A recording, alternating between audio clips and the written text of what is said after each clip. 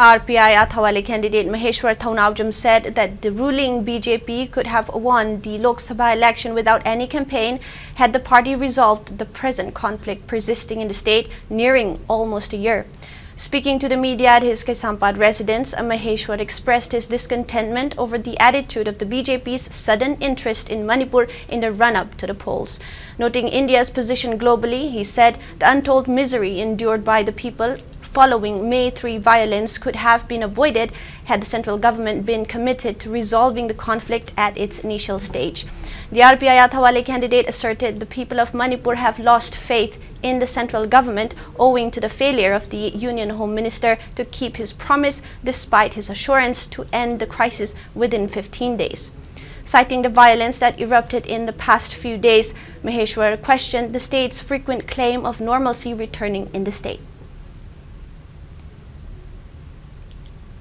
Hujik vote thadabiu na BJP na hari bese karigino makoi thabak tawdre na taabani moina full power pari bani aduga hausibo solve tawba ngamdri bese karigino ba number 1 number 2 da sok irang kaliba sokpa yauriba mamittagi pi kangdriba imaiben myam soroga tummiba hujik sok wara matam sidabu hayeng hangchet amu honorable home minister la aga vote khombagi lakadoriba aduga vote khombagi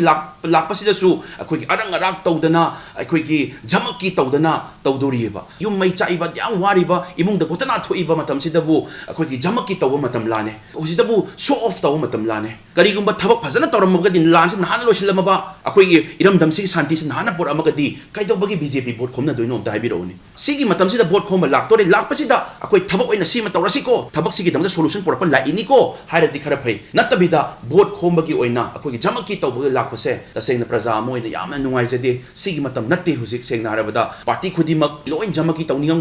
adubu tawdrisi karigino haiba matamda hujik sigi matam natte hadaki sidi lanse lotion na pambay mo ohensi ko haiba gidamakta election set tawbagi wani sida vote khomna bagi damakta laktori base lairiba sarkar se soire central government soire state government soire haiba se sida num taabani